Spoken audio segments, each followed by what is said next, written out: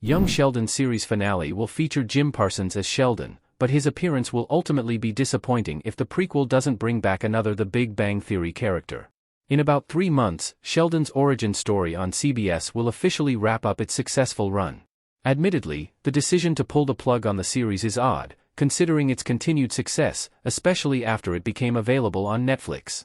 That being said, Young Sheldon's cancellation stems from the Big Bang Theory canon, and although it has long outgrown its premise, Chuck Lorre and his team believe they must adhere to continuity.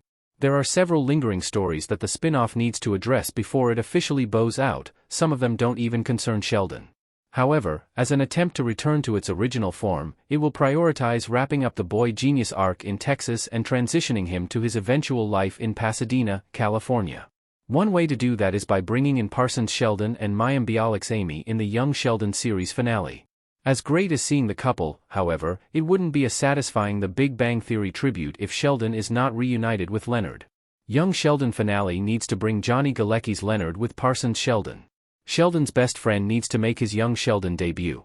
As Sheldon's prequel story, a big part of his story in Young Sheldon tackles the origins of some of his oddest quirks and preferences, while also fleshing out many of his childhood anecdotes.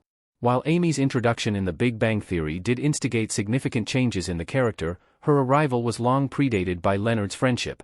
It's uncertain how the boy genius coped with his new living arrangements in Pasadena when he moved at 14 years old, but as insinuated in the nerd-centric sitcom, things started to change for Sheldon when he met his roommate and best friend. Not only did Sheldon find someone who had similar professional and personal interests, but he also met someone willing to stick around for him. In addition to that, Leonard also brought in Raj and Howard with him, effectively creating Sheldon's go-to-social circle. Young Sheldon has paid tribute to several aspects of his life in The Big Bang Theory, with both Howard and Amy making voice cameos, offering updates about the status of their relationship with Sheldon.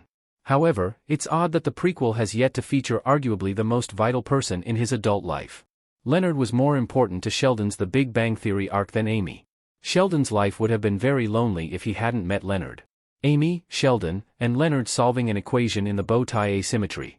Amy was introduced in The Big Bang Theory Season 3 and was promoted to a series regular. Her arrival made a romantic story for Sheldon possible, something that even Lorre was skeptical about.